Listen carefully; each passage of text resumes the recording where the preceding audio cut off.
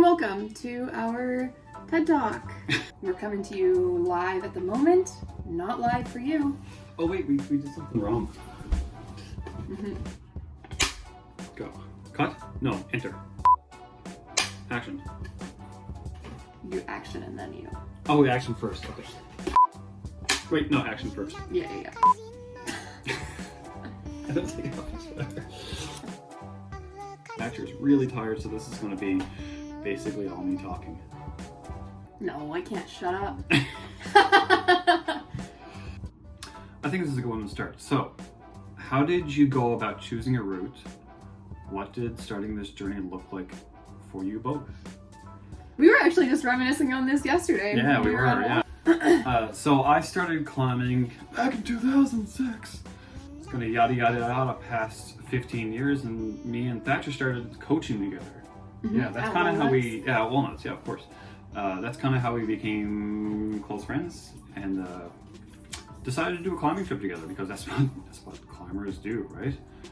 Initially, I kind of liked the idea of what Big Wall was, but multi-pitch was kind of like my thing for many years, and it wasn't until after maybe 2 climbing trips that we did together, we were like, yeah, this works really well. Here comes Unky Trev, here comes Unky Trev, right down calculus track. Let's do bigger, and that's when Big Wall came in. I started climbing when I moved to Newfoundland in 2017.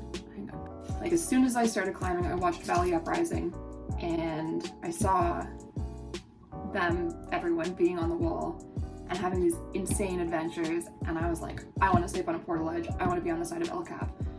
Obviously, it's a slow journey. You know, you have to learn all the different ways of belaying, learn how to multi-pitch, learn how to trad climb, and then train and learn a fuck ton for big walling. Now, as far as the route goes, we initially started out training for Half Dome. We trained for that for probably 11 months or so. And then 3 weeks before we went on the trip, we learned out some information about Half Dome, that the style that we were training in wasn't appropriate for that climb. We had our tickets booked for October, and we're leaving in 3 weeks. We were going. We have to do something. What can we do? Flipping through the books, we landed on Lurking Flare. We topped Flare. Lurking Flare, we figured we'd do something a little bit more obscure. So we've got 2 questions about aid climbing. Why aid climbing? So the route we did has actually only ever been free climbed once. Literally only once, in 2000 by, the Tommy Caldwell and Beth Radden partnership. So we are certainly very much not at that level. Yep. Yeah, if you want to do big walls, if you're not like a 513 climber, you have to aid climb. That's why aid climbing. God, my hair's a wreck. I think it's beautiful. Okay, thanks. Shake it. It gives me motion sickness. Ooh, I'd love to hear all about the tent. How do you attach it to the wall? Are you tied in, and how many ropes? How do you attach it to the wall? You don't. Are you tied in? No. How many ropes? 0. Moving on. Next. So the tent, it's called a portaledge. It's basically like a hanging bed. It's all connected all up to a single point, which is the master point of the portaledge, and that gets attached to just a classic anchor. Whether you're using a quad or a cordlet or whatever, it just simply gets connected to that. This is what the ledge is like. Everything has a string and everything is connected to the ledge so it doesn't fall off. So we have our water bottle on a string, our toiletries on a string, clothing on a string, water bottle on a string. Trevor on a string. Trevor's on a string. I'm on a string. Everything has a little string, and if it doesn't have a string, you make a string. We do stay attached to the wall independent of that anchor that's holding on the tent. So we had sleeping harnesses, which are just normal harnesses with the legs chopped off. So it's just around your waist, which is it's fine. It's fine. You wouldn't want to fall out of the ledge, but the odds of you falling out of the ledge are pretty low. So, As our mentor said, if you fall out, you're gonna fuck yourself. This is my favorite question. How did you both become so awesome? Thanks, bye. We're gonna answer the question.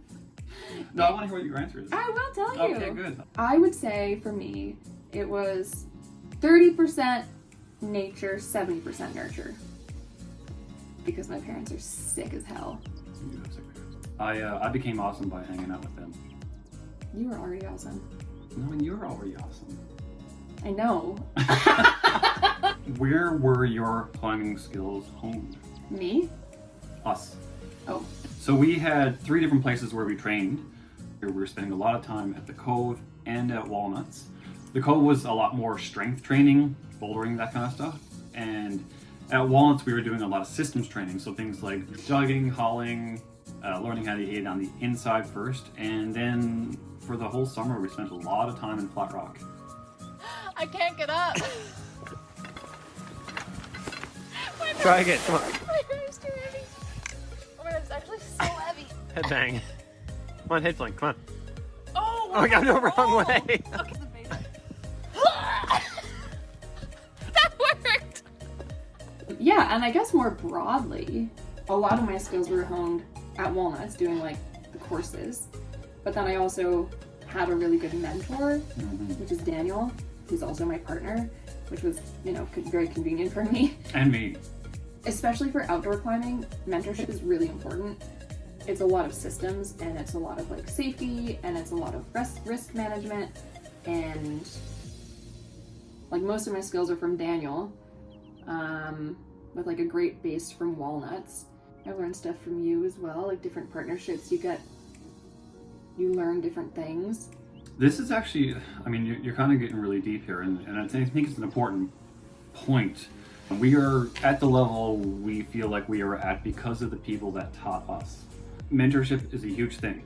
We're both coaches, so we kind of teach what we know to the people that are learning from us, and that train never stops. I always feel compelled anyway to share all my experiences with the people that are around me, hoping that they'll progress higher than where I am, and then that whole system continues to go.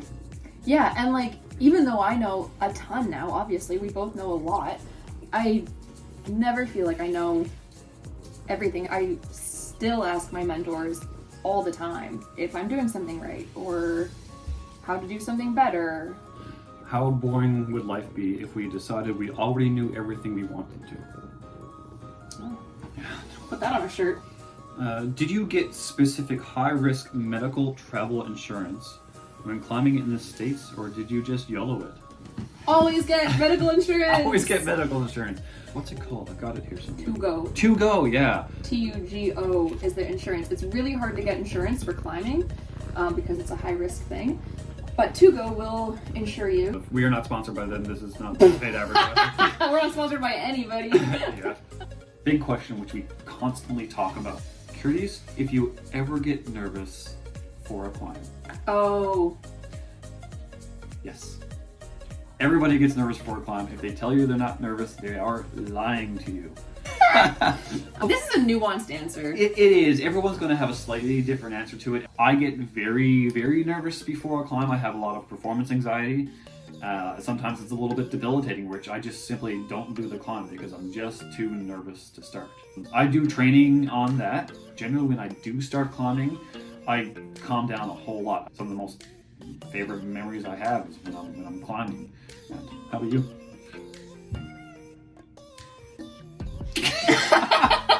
If I'm answering the question for lurking fear, I was not nervous at all. This is my first piece. Going up. Wish me luck. Have fun, bud. Thanks. I have a lot of confidence, I think, in like the training that we both did. And like I don't really get nervous until a certain part of the climb. On lurking fear specifically, for one pitch was like quite freaky. Had to like do a self monologue for like the whole hour, being like, this is safe, this is fine, this is okay, this is safe, this is fine. Because when I came up, saw the pitch, and I looked at you, I was like, Are you okay? Trevor was like, do you need anything? Like, so at that moment, I was pretty fucking scared. And I was like freaking out a little bit. I was like, I'm not okay. This sucks. But it was fine. But I did feel really scared then. So like self-talk helps for me in that situation. I think Big Wall also introduced a new way to be experiencing anxiety because time matters. Mm-hmm. As soon as you leave from the ground, the clock is ticking. You're on a time limit, and the time limit is how much water and food you have. So these two questions are kind of similar, and I'll group them into the one. Was there anything other than the heat/water situation that caught you by surprise? Other than more water, what is the biggest live to learn from this experience? The biggest surprise for me was that the exposure didn't get to me at all. Yeah, Trevor and I both kept looking down, I was trying to get surprised. Because I remember looking down a lot and trying to be, why am I not feeling this? Yeah, well, especially because when you're in the valley and you're looking at the wall and you see the tiniest little specks up on the wall, you're like, holy crap, they're out in the middle of nowhere, thousands of feet below them. They must just feel like they're on the edge of a cliff with nothing with them. I think the reason for me why I wasn't so scared is because you're so detail oriented. There's this 2,000 foot face, and you're fiddling these little tiny cams and nuts in it, and you're focusing on little tiny crystals, and that's where your energy is. You're focused on placing a piece, and then you've got another task, which is the clip in your daisy, and then you've got to climb up and put in your feet and step a little higher, and then look at the next piece of crap. You're just so busy with everything that you need to do that you just simply don't have time to look down and get scared. You spent 3 days climbing up. How long did it take to climb down? So you don't technically climb down. You rappel down, which basically means you're using a little device on a rope that goes straight down, and then you're lowering yourself on that rope. Bail. Yeah, you're working with gravity. You're working for with rappelling, gravity. not against it. Yeah, for sure. We did have one complex pitch to bail off of, which went down and sideways, so we had to do a little pendulum swing and set up a little zip line to bring our bags down, and then I came down past it, which took us, 2 hours, maybe, something like that. What was way harder than you thought, and what also did you think was going to be tough, but ended up being a total breeze? I know the answer too. Yeah. The fucking approach. Big time. We severely underappreciated how hard it is to get all your gear into the bottom of the climb. So we have definitely learned it takes multiple trips to bring all your gear in. Again, we had 100 pounds of just water, plus our gear, plus our food. So we had the luxury of having Thatcher's dad there the entire time, which helped us out so much. I wouldn't say, for me anyway, nothing was exactly a total breeze, but I will say the climbing was more comfortable than I was expecting it to be. I just don't think anything in big wall climbing is a total breeze. Yeah. It was all totally doable. It was all really fun. I don't know. I think anyone can big wall. You just have to learn all the skills. You don't have to be a 5'13" climber. You don't have to be an insane athlete. You probably have to have some sort of fitness. But yeah, I don't know. It's all accessible. You can do whatever you want. You just got to put the time in. We have so many people asking me about the poop and pee situation. Let's talk about poop. Yeah, we were training for that all year. But whenever we would go to each other's house, we would just use the washroom with the door open just to get used to it. That's part of our training this year. Maybe we should start with step 1. Step 1 is eat something. I mean number 1. Oh. Yeah, if people are below you, you're not going to want to just pee because it will hit them. So you pee in a bottle then, especially. If there's not people below you, you can kind of just let it fly. Let it fly. Yeah, and for people who don't have a built-in funnel to pee in a bottle with, you can buy a funnel. You just cup it, get a good suction, and then you pee in a bottle. And then you get to poop. This is Wag Bag brand. There's not sponsored by Wag Bag. everything you need to poop is in here. Yeah, we brought 14. Yeah, this I is didn't- basically just a Ziploc bag. A little sealable thing. Okay, and you also have Another bag with your supplies. They give you a tiny bit of toilet paper, so hopefully you have a clean poop. And they give Metamucil you, helps. I'm not kidding you. Lara, thank you so much for introducing me to Metamucil. and you have a moist towelette, which you can use on your hands or your butthole. Butthole first. Butthole second. Butthole second. So you end up with this massive bag.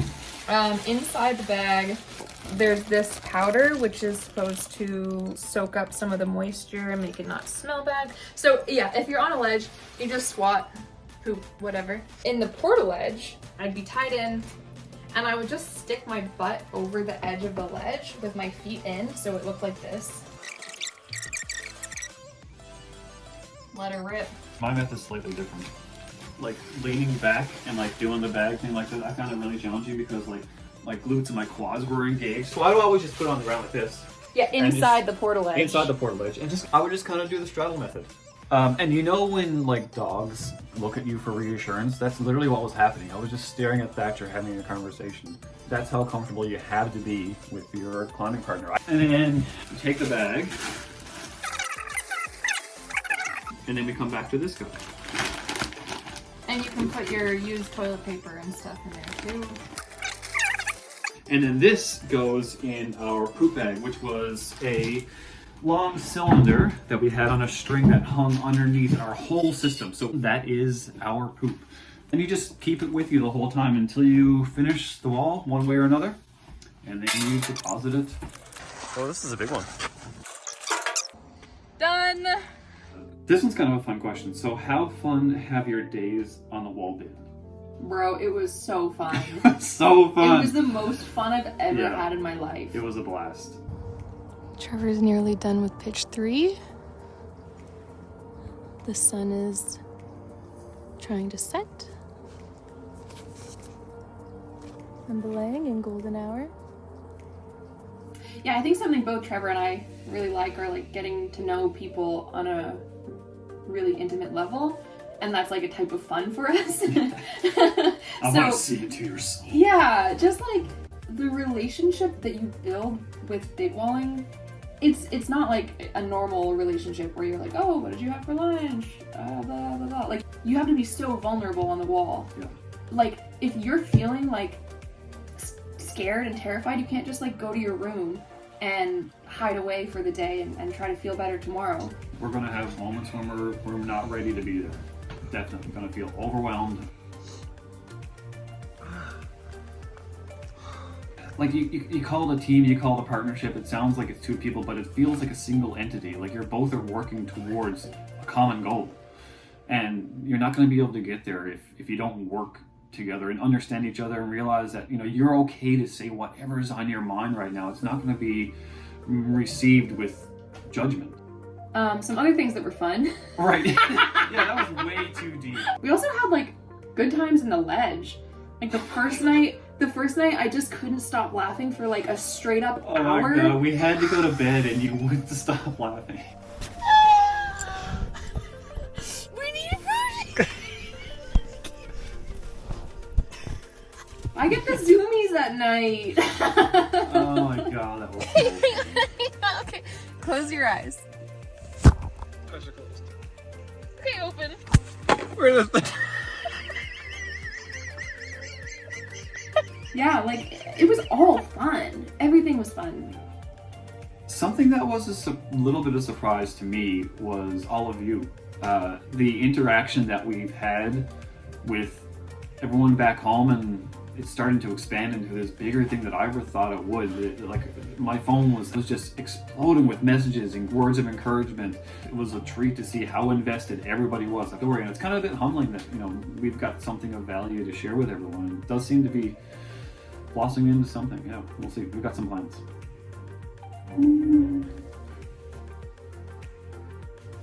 I do think a lot of our hesitation to try something is the anxiety of being wrong about something or not being very good at something that's new. So everybody has, within certain limitations, the ability to kind of do whatever they want, and a lot of our limitations are self-imposed.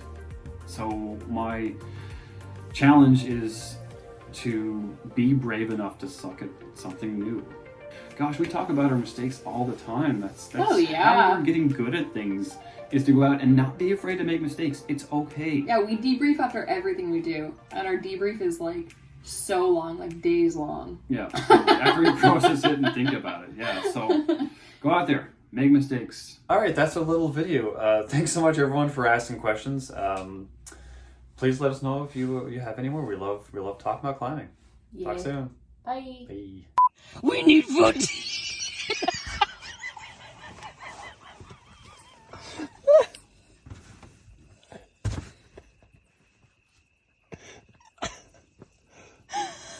Oh my god. We need food to heal.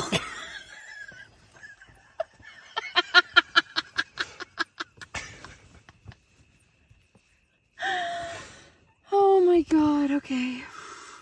It's true, we gotta eat. We need food to eat.